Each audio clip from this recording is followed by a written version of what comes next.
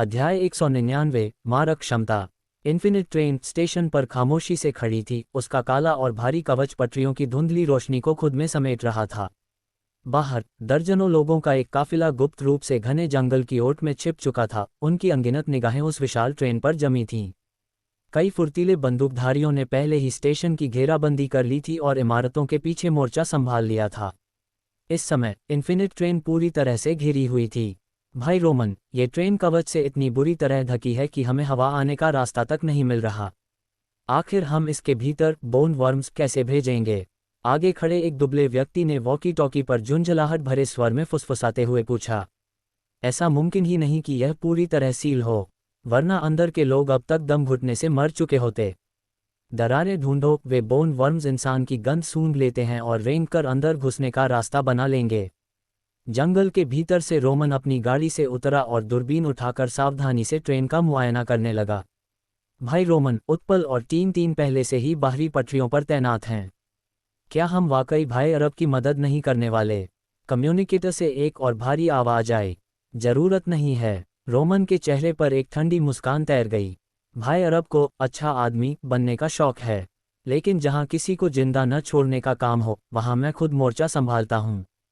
उसकी निगाहें ट्रेन पर और भी तीखी हो गईं। शुरुआत में किंग कॉन्ग काफिले ने अरब के नेतृत्व में पूर्व की ओर लड़ते हुए गजब का साहस दिखाया था। उन्होंने अनगिनत रातों तक संघर्ष किया, एक टीम के रूप में मजबूत हुए और मिलकर अंधेरे का सामना किया। लेकिन लंबे समय तक भागते रहने के कारण थकान और बेरुखी उनके दिमाग पर हावी होने लगी थी। खुद अरब को भी अब संदेह होने लगा था कि क्या वे एक और दिन जीवित बच पाएंगे। तभी वे रेन टाउन पहुंचे। शुरुआत में शहर में छिपे बहरूपियों ने उन्हें नुकसान पहुंचाया, लेकिन कुछ समय के आराम के बाद उन्हें एहसास हुआ कि यहाँ ज़ॉम्बीज़ की अंतहीन लहरें या रात में घूमने वाली डरावनी ताकतें नहीं थीं। जब तक वे किसी सुरक्षित स्थान पर छिपे रहते और बहरूपियों को पहचानना सीख जाते, वे सुरक्षित थे। लेकिन जल्द ही शहर में फिर से खौफनाक घटनाएं शुरू हो गईं। जब उन्हें लगा कि रेन टाउन अब सुरक्षित नहीं है, तब पुराने बचे हुए लोगों ने एक दहला देने वाला राज खोला। रासायनिक कारखाने के गहरे कुंड में लाशें फेंककर उन्हें लैंटन फ्लावर के भोजन के रूप में अर्पित करने से वे डरावनी ताकतें गायब हो जाती थीं। नियम का पता चलते ही काफिले के सदस्यों ने इसे एक वरदान माना। लेकिन जब ताजी लाशें खत्म हो गईं, तो वे शहर में नए आने वाले लोगों के मरने का इंतजार करने लगे। वे उनका सामान लूट लेते और शवों को कारखाने में डाल देते। धीरे धीरे वे और शहर के लोग इसी तरह लैंटन फ्लावर को खिलाकर जीवित रहने का एक भयानक संतुलन बना चुके थे। लेकिन समय के साथ संसाधन कम हुए तो उनकी सोच बदल गई। रोमन ने अनजान जीवित बचे लोगों को बहला फुसलाकर रेन टाउन लाना शुरू कर दिया। पहले उसने अरब और डिम्पल को यकीन दिलाया कि वे केवल भटकते हुए लोगों को रात के खतरों से बचा रहे हैं। आगे उनकी किस्मत, अगर वे मरते हैं तो इसमें उनका दोष नहीं। सब जानते थे कि यह केवल अपने अपराध बोध को कम करने का एक बहाना था। लेकिन जैसे जैसे रात का डर और रेन टाउन के आश्रय पर निर्भरता बढ़ी, अरब ने भी इसे स्वीकार कर लिया। ये सिलसिला तब तक चला जब तक रोमन ने सीधे तौर पर नए लोगों पर हमला करना शुरू नहीं कर दिया। अब वे रात के जल्लाद बन चुके थे, और इन्फिनिट ट्रेन पर यह हमला रोमन और उसके बेरहम गुर्गों की साजिश थी। उनके लिए रेन टाउन में टिके रहने की कीमत कुछ भी नहीं थी। सब तैयार हो जाओ, रोमन ने वॉकी टॉकी उठाया। जैसे ही टीम 3 पटरियों को उड़ा दे, फायरिंग शुरू कर देना। देखते हैं वे क्या करते हैं। अगर वे घबराकर भागने की कोशिश करेंगे तो हम उनके पटरी से उतरने का इंतजार करेंगे और फिर हमला करेंगे। टीम 2, स्टेशन के दरवाजों पर पहरा दो ताकि उनके साथी पलटवार न कर सकें। समझ गए भाई रोमन। जंगल की परछाइयों में हलचल तेज हो गई। जाल बिछ चुका था। किंग कॉन्ग काफिले की गाड़ियां भारी मशीन गन और रॉकेट लॉन्चर से लैस थीं। उनकी टीम ने अनगिनत लड़ाइयां लड़ी थीं और उनकी व्यक्तिगत युद्ध क्षमता को कम आंकना भारी पड़ सकता था। इन्फिनिट ट्रेन के भीतर डिब्बा नंबर 10 में रथिन खिड़की के पास खड़ा रोअ के 23 इलेक्ट्रिक गैटलिंग गन थामे हुए सावधानी से बाहर देख रहा था। डिब्बा नंबर 2 में रजिता निगरानी स्क्रीन को घूर रही थी। पेड़ों के बीच हलचल देखकर उसकी भौहें तंग गईं। भाई राघव सही थे, ये लोग वाकई हमारी ट्रेन पर हमला करने आए हैं। लेकिन वे करना क्या चाहते हैं? सेंटिनल और रडार सिस्टम की मदद से रोमन के दस्ते की हर हरकत स्क्रीन पर साफ दिख रही थी। वे छिपने की कितनी भी कोशिश करते, रजिता की स्क्रीन पर उनके हीट सिग्नेचर साफ थे। उसने टारगेटिंग सिस्टम चालू कर दिया। रजिता, कम्युनिकेटर से पूनम की आवाज आई। कोई ट्रेन के पीछे से आ रहा है। रजिता ने सिर हिलाया और दिब्येदु को संकेत दिया, जो तुरंत डिब्बा नंबर 11 की ओर बढ़ा। मैं देख रही हूं कि कुछ लोग आगे की पटरियों की तरफ जा रहे हैं। लगता है वे पटरी उड़ाने की योजना बना रहे हैं। पूनम ने धीरे से अपना निशाना साधा, उसकी उंगली ट्रिगर पर थी। मिस पूनम, रजिता ने तुरंत चेतावनी दी, अभी गोली मत चलाना। अगर उन्होंने आपको देख लिया तो हम मुश्किल में पड़ जाएंगे। पूनम हिचकिचाई, फिर गहरी सांस छोड़कर उंगली हटा ली। ठीक है, मैं जल्दबाजी कर बैठी थी।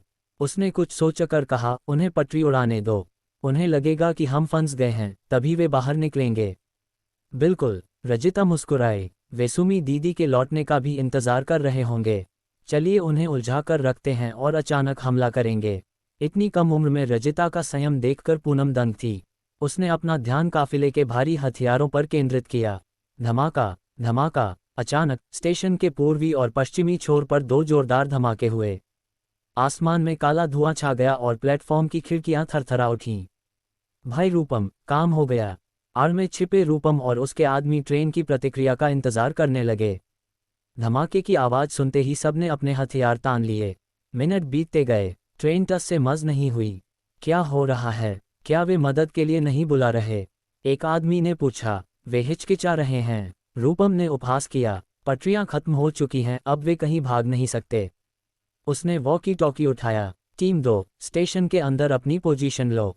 अगर उनके साथी वापस आएं तो सबको खत्म कर दो। उसके आदमी फुर्ती से इमारतों के पीछे छिप गए। इस बीच रूपम अपनी गाड़ी में चढ़ा और रेडियो ट्रांसीवर हाथ में लिया। उसने अपने एक साथी को इशारा किया। बिना किसी देरी के उसने ट्रेन पर गोलियों की बौछार कर दी। तड़ तड़ तड़ तड़। गोलीबारी ने शांति को भंग कर दिया। रूपम ने रेडियो का बटन दबाया, उसकी आवाज़ ट्रेन के बाहरी स्पीकरों से गूंज उठी। ट्रेन के अंदर के लोग, ध्यान से सुनो। हमने पटरियां उड़ा दी हैं।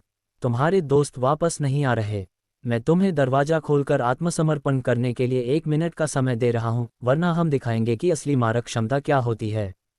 ट्रेन यहीं रहेगी, लेकिन तुम नहीं बचोगे। अध्याय 200, वाहन छीनना।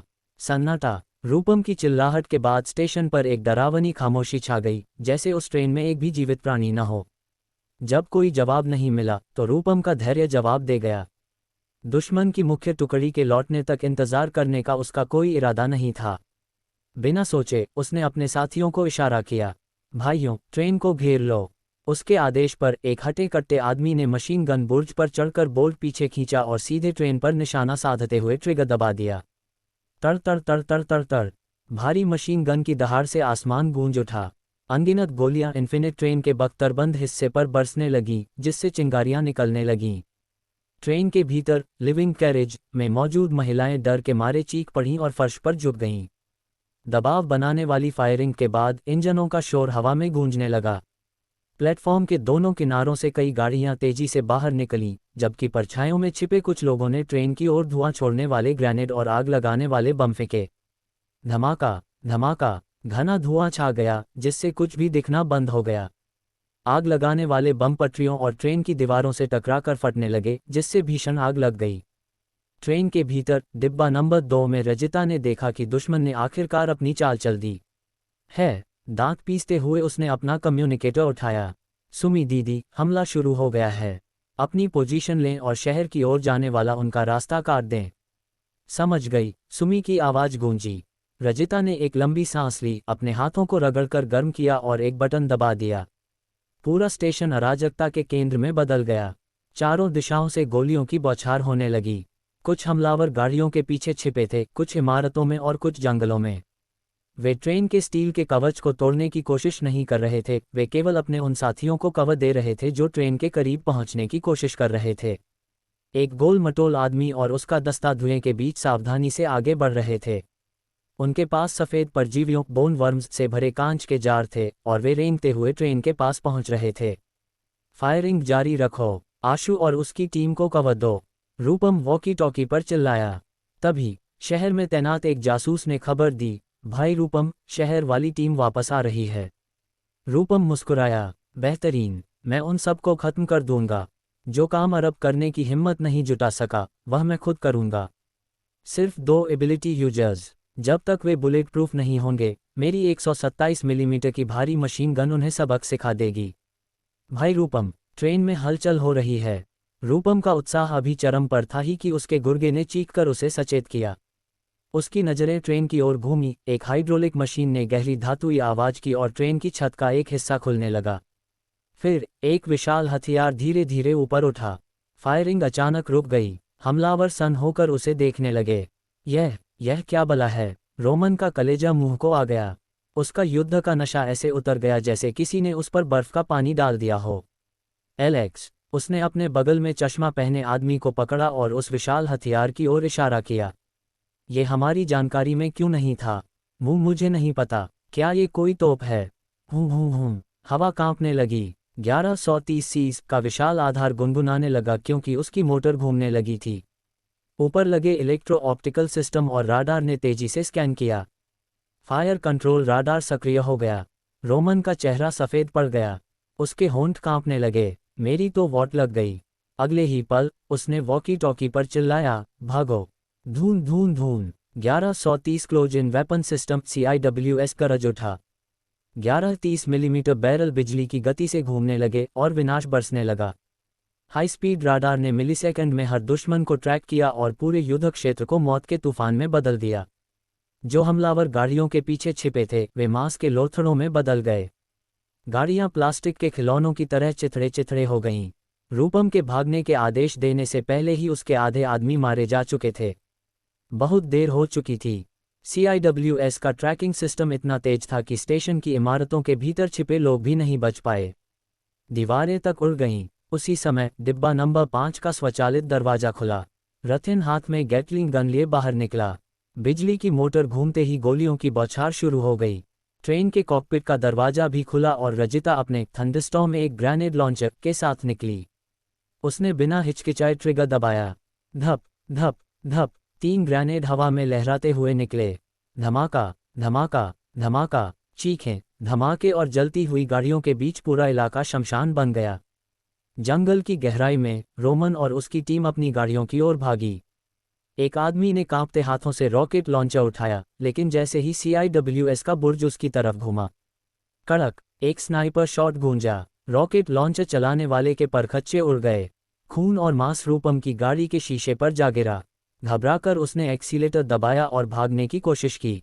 अब उसे समझ आया, ये ट्रेन इसलिए नहीं रुकी थी क्योंकि वह फंस गई थी, बल्कि इसलिए क्योंकि उसे भागने की जरूरत ही नहीं थी। ये ट्रेन एक चलता फिरता किला थी। धड़ाम! उसकी गाड़ी एक दूसरी कार से टकराकर फंस गई। रोमन गुस्से से पागल हो गया। मेरे रास्ते से हटो! दूर एक छत पर पूनम ने शांति से अपनी anti material sniper rifle set की। उसने रोमन के कॉकपिट पर निशाना साधा। उसकी उंगली ने ट्रिगर दबाया। कड़क एक सुनियोजित हमला चंद सेकंडों में एक तरफा नरसंहार में बदल गया था। भाई रूपम, भाई रोमन! दूर पटरियों को उड़ाने की जिम्मेदारी संभालने वाला उत्पल ये खूनी मंजर देखकर पीला पड़ गया। उसने पागलों की तरह वॉकी टॉकी पर आवाजें दी, लेकिन कोई जवाब नहीं मिला। न रोमन, न आशु, न कोई और। भाड़ में जाए ये सब। हम यहाँ से निकल रहे हैं। हालत खराब देख उत्पल और उसकी टीम मोटरसाइकिलों पर बैठकर केमिकल प्लांट की ओर भागे। लेकिन इससे पहले कि वे बच पाते, किर्रर्र 6 की 6 बाइकें रुक गईं। एक अकेली बख्तरबंद गाड़ी ने रास्ता रोक रखा था। उस पर एक युवक हवा में उड़ते बालों के साथ पीट करके खड़ा था। तुम कौन हो बे? उत्पल डर के मारे अपनी गन टटोलते हुए चिल्लाया। क्लिक! एक काली रेमिंगटन M96 पहले से ही उसके सिर के पिछले हिस्से पर टिकी थी। धायम! तड़ तड़ तड़! सुमी और उसकी टीम ने पलक झपकते ही उन्हें खत्म कर दिया। प्रोजेश ने मुंह बनाते हुए कहा, अरे सुमी, कम से कम उन्हें अपना परिचय तो देने देती। सुमी ने अपनी गन वापस रखी। बकवास बंद करो, हमें केमिकल प्लांट पहुंचकर कप्तान राघव की मदद करनी है। अध्याय 201 लोग।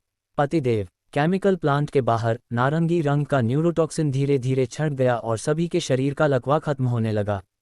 चिराग द्वारा फेंके गए इलेक्ट्रिक ब्लेड ने अरब के सीने को आर पार कर दिया था।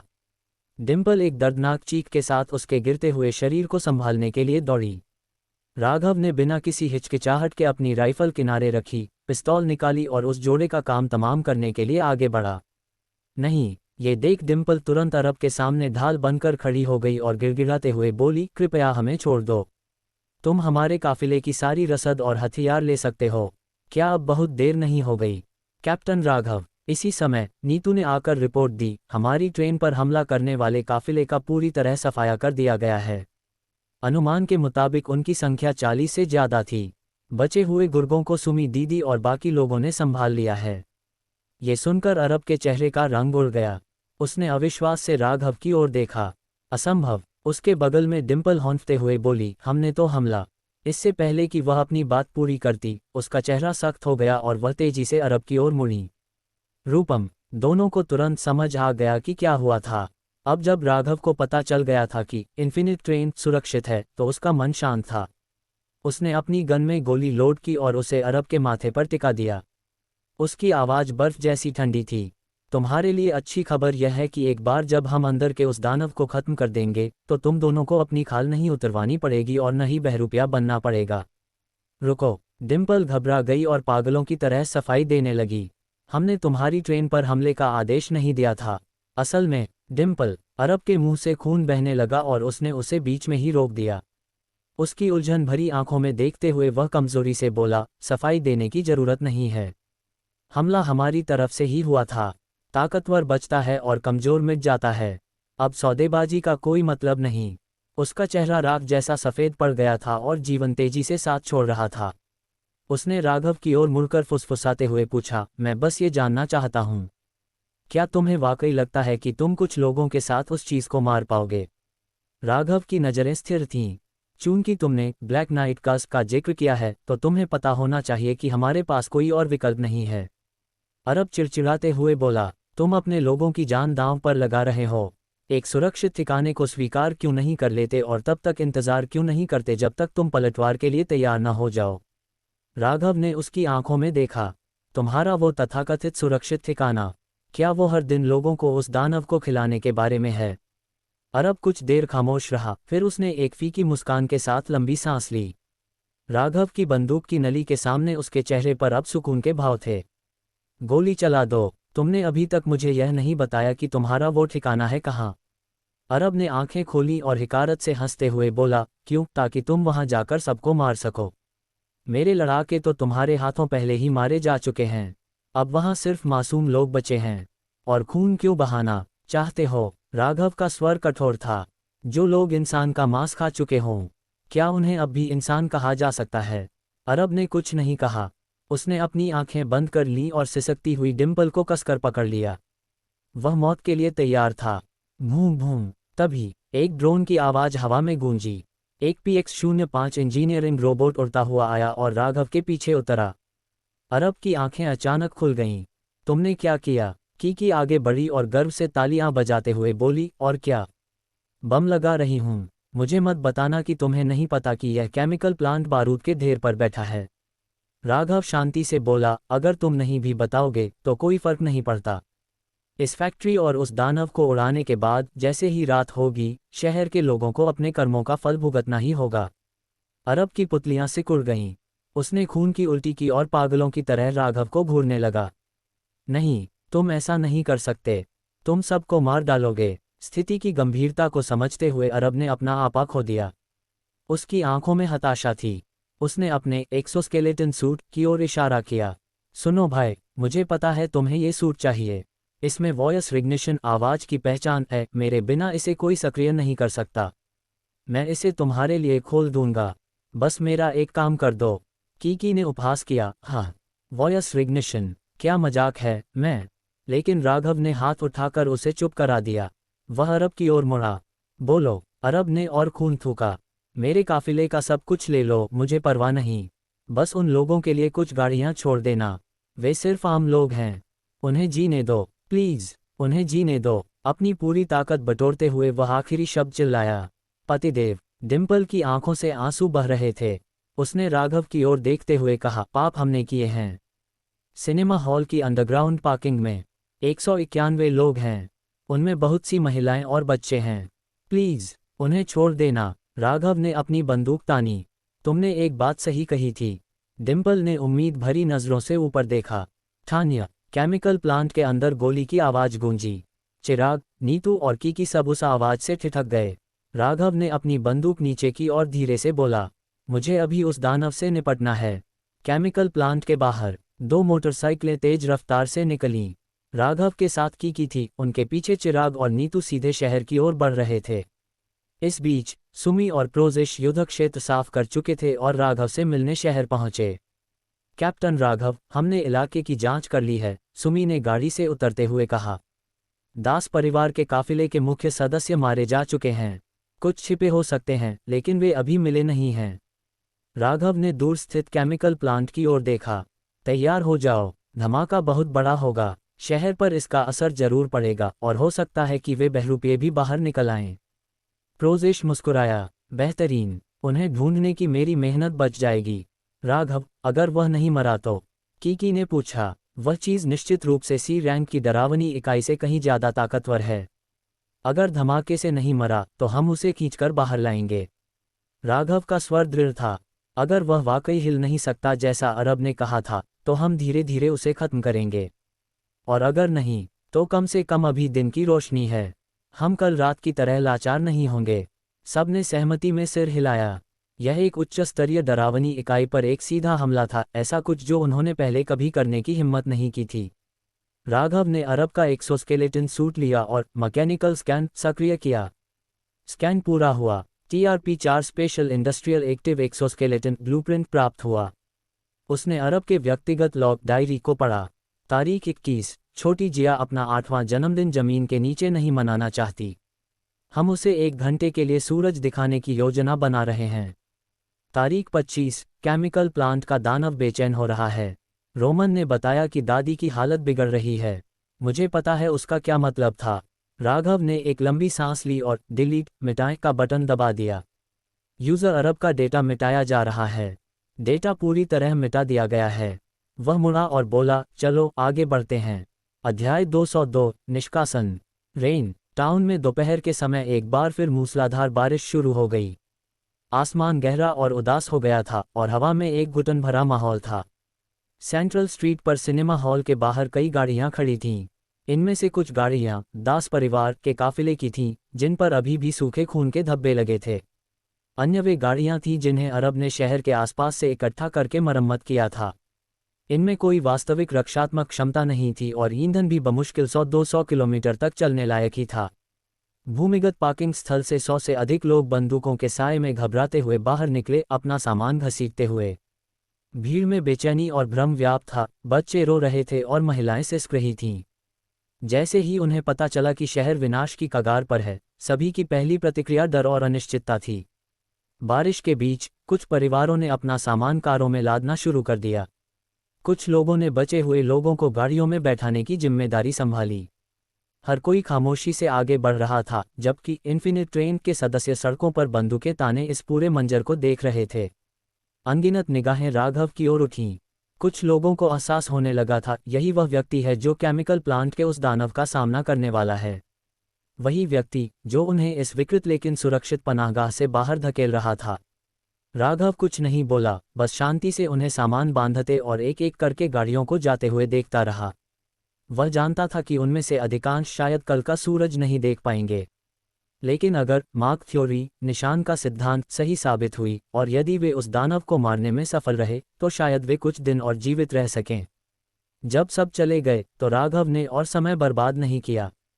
उसने टीम को ट्रेन पर सवार होने का निर्देश दिया। वह और की विस्फोट को अंजाम देने के लिए शहर में ही रुक गए। मार्क के सभी पहलुओं को ध्यान में रखते हुए राघव ने चिराग से उस बड़े बक्से में हेल्स ब्लैक क्राइसेंथेमम नर्क का काला गुलदाउदी मंगवाया। वह देखना चाहता था कि दानव को खत्म करने के बाद क्या ये पौधा उस काले धुएं को सोख सकता है। इन्फिनिट ट्रेन पर राघव और कीकी को छोड़कर बाकी सभी अपने डिब्बों में लौट चुके थे। युद्ध क्षेत्र बहुत ही विभत्स था, इसलिए सुमी ने केवल मजबूत मानसिक स्थिति वाले लोगों को ही सफाई के काम में लगाया। बाकी लोग पूनम के साथ मिलकर सामान को सुझाने और स्टोरेज बॉक्स में दर्ज करने में जुट गए। रेन टाउन का पूरा प्लेटफॉर्म मौत की ठंडक से घिरा था। बारिश के पानी के साथ बहता हुआ पानी लगभग पूरी तरह लाल हो चुका था। डिब्बे के भीतर जब्त किए गए रिकॉर्ड्स को देखकर सुमी दंग रह गई। 12 level -1 eerie blood crystal, 3 level -2 crystal, 4 rocket launcher और 2 12.7 मिलीमीटर की वाहन माउंटेड ऑटो कैनन। दास परिवार के काफिले के पास वाकई जबरदस्त मारक क्षमता थी। पूनम ने कहा, अगर हमारे पास भारी हथियार नहीं होते तो वे इतनी जल्दी हार नहीं मानते। इससे कोई फर्क नहीं पड़ता। प्रोजेश का चेहरा तना हुआ था। ये लोग अपना लड़ने का जज्बा खो चुके थे। वे अब केवल आवारा कुत्तों की तरह थे जो राक्षसी कुत्तों में बदल गए थे। उनमें लड़ने की हिम्मत नहीं बची थी। पूनम खामोश हो गई। खुद को बचाना इंसान की बुनियादी फितरत थी। इन्फिनिट ट्रेन का हर सदस्य, वह खुद भी, मौत के कगार पर जीने के लिए मजबूर था। ठीक है, पूनम ने खिड़की से बाहर देखते हुए याद दिलाया, सब तैयार हो जाओ। हमें राघव और बाकी लोगों की मदद करनी है। फिर वह राज की ओर मुड़ी। राज, कुछ लोगों को लेकर आगे की पटरियों की आपातकालीन मरम्मत करो। मैंने जांच की है, ज़्यादा नुकसान नहीं हुआ है। राघव के आने का इंतज़ार करने की ज़रूरत नहीं। हमें किसी भी समय निकलना पड़ सकता है। समझ गया, दीदी। राज ने गंभीरता से आदेश स्वीकार किया। रेनटाउन, क्लॉक टावर। राघव ने एक साधारण कम्युनिकेटर से तैयार किया गया रिमोट डेटोनेटर विस्फोटक रिमोट हाथ में लिया और शहर की शांत सड़कों को देखा। टूटी हुई खिड़कियों के पीछे उसे धुंधली और डरावनी मानवीय आकृतियां दिखाई दे रही थीं। की उसके पीछे तैर रही थी। मुझे पता था, तुम पहले वहां इसलिए भागे थे क्योंकि तुम्हारी नज़र उस मैकेनिकल आर्म यांत्रिक हाथ पर थी, है ना? उसे ट्रेन में लगाने की योजना है। बुरा विचार नहीं है, राघव ने जवाब दिया। मेरी मैकेनिकल एबिलिटी में अभी भी बहुत संभावनाएं हैं। जैसा तुमने कहा, अगर यह सफल रहा तो शायद हम वाकई स्टार सिटी जाएंगे और फेडरल गवर्नमेंट से बात करेंगे। कीकी ने अपनी भौहें सिकुड़ी। रेडियो पर खबर थी कि पुरानी फेडरल गवर्नमेंट ने इसका नाम बदलकर डॉन सिटी, भोर का शहर, रख दिया है। हमें वहां चुपके से घुसना होगा। हम अपनी Gemini 11R nuclear electric locomotive train के साथ सीधे वहां नहीं पहुंच सकते। राघव ने एक गहरी सांस ली। अगर सब कुछ सही रहा तो डार्क मार्क थ्योरी के कारण और भी लोग डॉन सिटी की ओर भागेंगे। तब जीवित बचे लोगों के बीच एक नई बहस छिड़ सकती है कि भागें या अपनी जगह डटे रहें। ये स्थिति फीनिक्स के लिए बहुत खराब होगी। की चिंतित दिखी। अगर लोग अंधेरे में चिन्हित मार्क होने से डरेंगे तो डॉन सिटी के भूमिगत प्रोजेक्ट की साख और बढ़ जाएगी।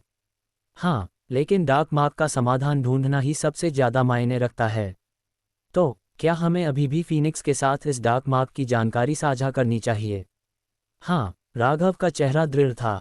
गुटों के बीच की बहस इंसानों का आपसी मामला है, लेकिन जब बात अंधेरे के आक्रमण की आती है तो हम सबका दुश्मन एक ही है।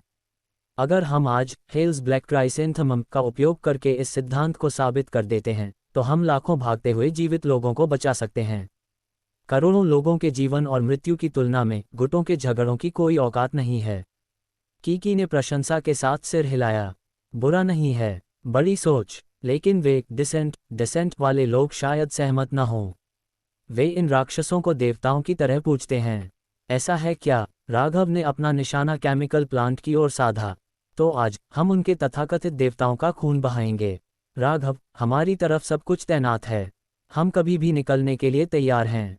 सावधान रहना। कम्युनिकेटर से पूनम की आवाज़ आई। राघव ने समय देखा, दोपहर के 2:40 बजे। सब लोग धमाके के झटके के लिए तैयार हो जाओ। मैं विस्फोट कर रहा हूँ। अध्याय 203 विस्फोट। केमिकल प्लांट के रीजेंट रूम नंबर 1 के भीतर डरावने लैंटर्न फ्लावर्स से नारंगी रंग की मंद रोशनी निकल रही थी और उनकी खून जैसी लाल नसें लगातार फड़क रही थीं। उनके नीचे गहरा काला रसायनों का कुंड स्थिर था, जिसकी सतह के ठीक नीचे अनगिनत मांस और हड्डियों से बने जीव छिपे थे। वर्कशॉप में एक खौफनाक सन्नाटा था। एक विशाल धातु का रिएक्शन केटल प्रतिक्रिया कड़ाही ऊपर लटका हुआ था, जो मैकेनिकल आर्म्स के जरिए ओवरहेड क्रेन से जुड़ा था। एक चांदी का विशेष रूप से बनाया गया बम हरे रंग की रोशनी के साथ चमक रहा था, जो दर्जनों बड़े चांदी के टैंकों से भरे भूमिगत स्टोरेज के ऊपर लटका था। हवा में रसायनों की तीखी गंध और सड़न की दुर्गंध भरी हुई थी। शहर में बहरूपियों को खतरे का एहसास हो गया था। शायद उन्हें भी लैंटर्न फ्लावर के नीचे छिपी उस इकाई ने संकेत दे दिया था। फूलों की नारंगी चमक और तेज हो गई। बाहर पूरा केमिकल प्लांट मूसलाधार बारिश की चादर में लिपटा था। आसमान इतना काला और भारी था जैसे कभी न खत्म होने वाली रात हो। प्रवेश द्वार के पास खुली जमीन पर अरब के सीने से निकला खून जमा हो रहा था। डिम्पल ने उसके बेजान होते शरीर को थाम रखा था। उसका चेहरा सुन्ना और भावशून्य था। देखो जानू, सब चले गए, उसने फुसफुसाते हुए कहा। छोटी जिया और बाकी सब, वे सुरक्षित निकल गए। अरब अपनी आंखें खुली रखने के लिए संघर्ष कर रहा था। वह दूर क्षितिज की ओर देख रहा था, जहां जीवित बचे लोगों का काफिला बारिश में ओझल हो चुका था। डिम्पल ने अपना सिर केमिकल प्लांट की ओर घुमाया, अरब के कान के पास झुककर उसे कसकर गले लगाया और मुस्कुराए। डरो मत, अब हमें और भागने की जरूरत नहीं है। धमाका। क्लॉक टावर के ऊपर राघव ने विस्फोट से बचने के लिए एक भारी, ब्लास्ट प्रूफ दरवाजा खड़ा किया था। उसके पीछे कीकी की चमकती आंखें फड़कीं और उसने एक अदृश्य मानसिक ढाल बनाकर उन दोनों को सुरक्षा के घेरे में ले लिया। राघव ने डेटोनेटर निकाला, एक गहरी सांस ली और बटन दबा दिया। कड़कड़ाता धमाका। केमिकल प्लांट के अंदर क्रेन की सिग्नल लाइटें पागलों की तरह फड़कीं और फिर फट गईं। क्रेन के हाथ टूट गए और तीखे क्षारीय घोल से भरा वो विशाल कड़ाही सीधे लैंटन फ्लावर के सामने नीचे रखे स्टोरेज टैंकों पर जा गिरा। टैंक तुरंत फट गए। पलक झपकते ही सफ़ेद गर्म लपटों का एक चकाचौंध कर देने वाला विस्फोट हुआ। एक विशाल आग के गोले ने रीजेंट रूम और कंडेंसेशन टावरों को अपनी चपेट में ले लिया, जिससे आग की लपटें आसमान में दर्जनों मीटर ऊपर तक उठ गईं। एक पल के लिए भारी बारिश भी पीछे हट गई और मूसलाधार पानी के बीच एक शून्य वैक्यूम बन गया। विस्फोट की लहर सुनामी की तरह बाहर की ओर बढ़ी, जिससे जमीन हिंसक रूप से कांप उठी। पूरे रेन टाउन की छतों के छज्जे और खिड़कियां एक झटके में चकनाचूर हो गए। संभल के, राघव ने खुद को दीवार से सटा लिया क्योंकि एक अदृश्य बल क्लॉक टावर से टकराया। इमारत के टुकड़े उखड़ने लगे, जबकि कीकी की मानसिक ढाल ने मलबे को रास्ता बदल दिया। राघव ने दरवाजा धकेला और दूर देखा। केमिकल प्लांट अब आग और काले धुएं की एक विशाल चिता बन चुका था। रररररर, एक गगनभेदी दहाड़ पूरे शहर में गूंज उठी। तुरंत ही हर इमारत से भागने दौड़ने की आवाजें आने लगी। अंधेरे कोनों से बहरूपिये बाहर निकले और चीखते हुए पागलों की तरह केमिकल प्लांट की ओर दौड़ पड़े। ये तो बहुत सारे हैं, राघव ने गंभीर स्वर में बुदबुदाया। उस कमबख्त परजीवी ने बहुत से लोगों को खाया होगा। राघव, देखो, कीकी अचानक हॉर्न उठी। काले बादलों के नीचे एक विशाल छाया उभरी। आग की लपटों में घिरे होने के बावजूद कई विशालकाय टेंटेकल्स स्पर्शक पागलों की तरह हवा में लहरा रहे थे। उसके विभत्स शरीर के ऊपर लगा लैंटन फ्लावर पूरी तरह जलकर राख हो चुका था। रररररर, अचानक उस परजीवी को राघव की मौजूदगी का एहसास हुआ। वह आग को चीरता हुआ शहर की ओर झपटा।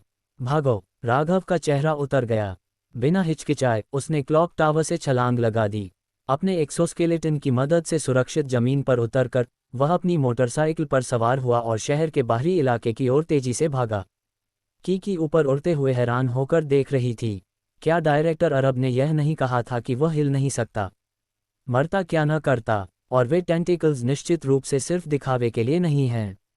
इन्फिनिट ट्रेन के भीतर पूरा दल खिड़कियों पर जमा हो गया था और खौफ के साथ देख रहा था कि कैसे उस परजीवी ने रेन टाउन में तबाही मचा दी थी। पूनम तुरंत हरकत में आई।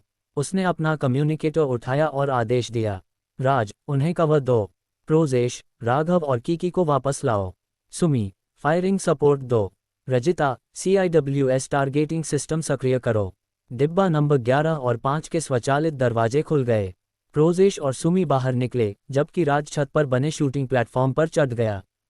उसकी रॉ के 23 इलेक्ट्रिक गैटलिंग गन घूमने लगी और डिब्बा नंबर 12 में 1130 अपनी पोजीशन में आ गया।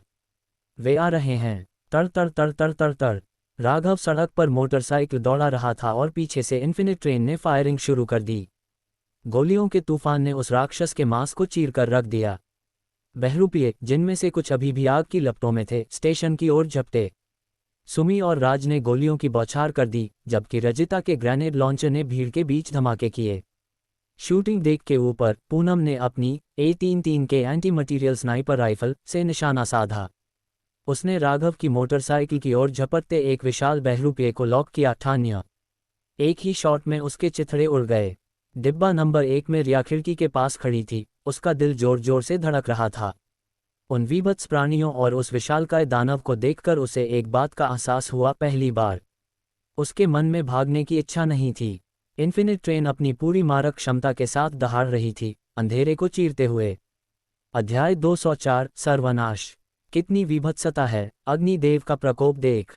प्रोजेश ने हवा में ऊंची छलांग लगाई। उसके दोनों हाथों से आग की लपटें निकल रही थीं, जो उसे ऊपर की ओर धकेल रही थीं। वह सीधे प्लेटफॉर्म पर उतरा। उसने अपनी बाहें चौड़ी की। उसकी फायर एबिलिटी पूरी तीव्रता के साथ दहाड़ने लगी, जिससे उसके आसपास की हवा कांप उठी। उसके पास गिरने वाली बारिश की बूंदें अचानक भाप बनकर उड़ गईं और चिलचिलाती गर्मी की एक लहर चारों ओर फैल गई। Divine, skyfire finger. अपनी उंगली के एक झटके के साथ उसके पीछे की लपटें एक अग्नि भाले में बदल गईं और उसकी उंगलियों से आगे की ओर निकलीं। उस विशाल प्रकाश ने राक्षस के मुड़ते हुए काले टेंटेकल्स को रोशन कर दिया और सीधे उसके चेहरे पर वार किया। एक जबरदस्त विस्फोट हुआ। इस बीच राघव और कीकी इन्फिनिट ट्रेन के मारक घेरे फायर पावर कवरेज में पहुंच चुके थे और तुरंत अपना जवाबी हमला शुरू कर दिया। कीकी हवा में उड़ गई, उसके बाल हवा में लहरा रहे थे। उसने हाथ उठाया और उसकी मानसिक ऊर्जा साइकिक एनर्जी ने प्रोजेश की आग और परजीवी की अपनी लपटों को एक साथ जकड़ लिया।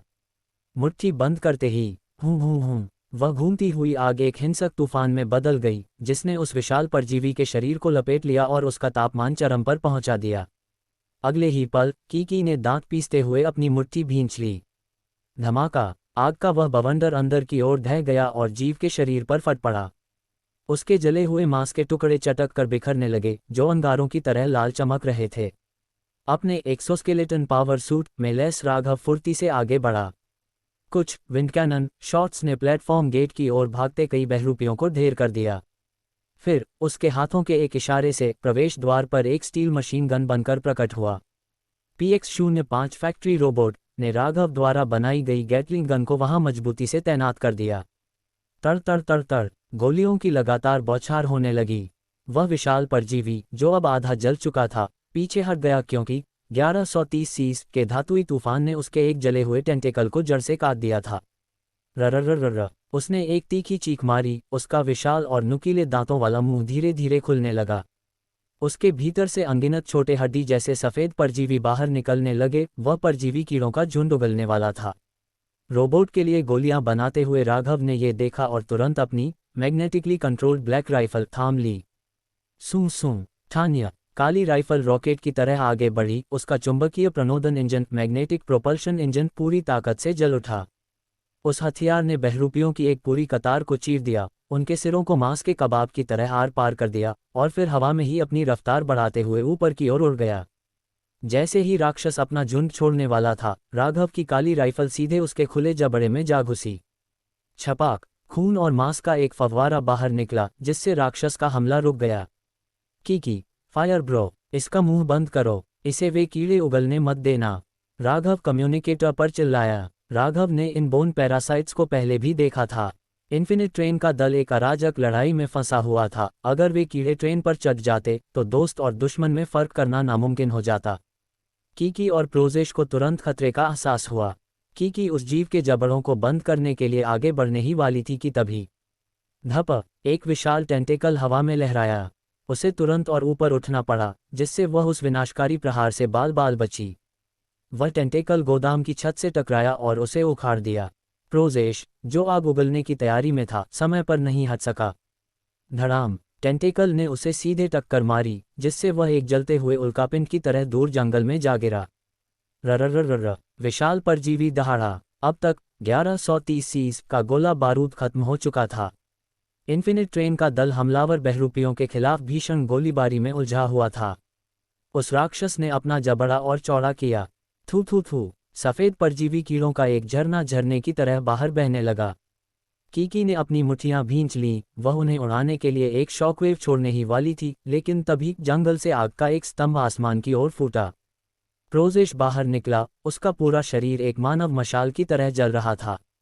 उसकी शर्ट पूरी तरह जलकर खाक हो चुकी थी। उसका चेहरा बर्फ जैसा ठंडा था और उसकी आंखों में कातिलाना इरादा था। विभत्स जीव, तूने खुद अपनी मौत चुनी है। उसने हवा में कीकी की ओर देखा और दहाड़ा, मुझे अपनी साइकिक पावर, मानसिक शक्ति उधार दो। मुझे उस चीज के मुंह के अंदर भेज दो। क्या? कीकी की आंखें सदमे से चौड़ी हो गईं, लेकिन प्रोजेश के अटल इरादे को देखकर उसने दांत पीसे। अपने हाथ के एक झटके से उसने अपनी मानसिक ऊर्जा से उसे लपेट लिया। सूं सूं उसने उसे आगे की ओर फेंक दिया, सीधे राक्षस के खुले जबड़े के अंदर। उसी समय उसने अपनी पूरी ऊर्जा परजीवियों के उस सैलाब को रोकने में लगा दी, ताकि वे प्लेटफॉर्म तक न पहुंच सकें। बाकी दल के नजरिए से आग की लपटों में लिपटा एक छोटा सा आकार राक्षस के मुंह में गायब हो गया। राघव की आंखें सिकुड़ गईं। अपनी काली राइफल को वापस खींचते हुए उसने अचानक अपनी GK-03 इलेक्ट्रिक ब्लेड निकाल ली। गोलियों की बौछार के बीच वह आगे बढ़ा। उसके पावर सूट का स्पीड मोड सक्रिय हो गया। वह एक धुंधली परछाई बन गया। जैसे ही वह परजीवी के मुख्य टेंटेकल के पास पहुंचा, शिन बिजली की एक कौंध, खचाक, वह मोटा काला टेंटेकल कटकर अलग हो गया। सूं सूं, काली राइफल वापस राघव की पकड़ में आ गई। उसने उस हथियार को ताजे कटे हुए घाव में घुसाया और खुद को हवा में उछाल दिया। हवा में ही उसने पहले से बने 2 धातु के बम निकाले और उन्हें खुले मांस के अंदर गहराई में ठूंस दिया। वह शान से जमीन पर उतरा। हाथ के एक झटके के साथ राइफल फिर से उसकी मुट्ठी में आ गई। राक्षस के खुले जबड़े के भीतर से एक चकाचौंध करने वाली सफ़ेद रोशनी जली। अंदर प्रोजेश खड़ा था, उसके बाल तक आग की लपटों में घिरे थे। उसकी आंखें धीरे धीरे खुलीं, उसकी पुतलियों में एक गहरा लाल नरक जल रहा था। कला, एक विस्फोट है, उसने फुसफुसाते हुए कहा। फिर उसने अपनी बाहें फैला दीं। धमाका, आग का एक लाल गोला सुपरनोवा की तरह फटा, जिसने जीव के मुंह और धड़ को अपनी चपेट में ले लिया। वे सफ़ेद परजीवी, जो कभी नदी की तरह बह रहे थे, तुरंत काली राख में बदल गए। कीकी ने तुरंत एक मानसिक ढाल बनाई, जिससे दल को उस गर्मी की लहर से बचाया जा सके। फिर उसने एक विनाशकारी बल का प्रयोग किया। गिर जा, कमबख्त, वह विशाल परजीवी पीछे की ओर लड़खड़ाया, उसके टेंटिकल्स हताशा में लहरा रहे थे। तभी धमाका, धमाका, धातु के बम फट गए। उसका मुख्य सहायक टेंटिकल उड़ गया। वह विशाल जीव गिर पड़ा और उसने अपने वजन के नीचे दर्जनों बहरूपियों को कुचल दिया।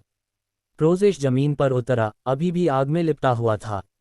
बिना किसी हिचकिचाहट के, डिवाइन इन्फर्नो बर्स्ट, उसके हाथों से आग की 2 धाराएं निकलीं, जिसने उस राक्षस को जिंदा भून दिया। कीकी उसके बगल में उतरी और आग को अपनी मानसिक ऊर्जा में लपेट लिया, ये सुनिश्चित करते हुए कि वह पूरा जीव समान रूप से जल जाए।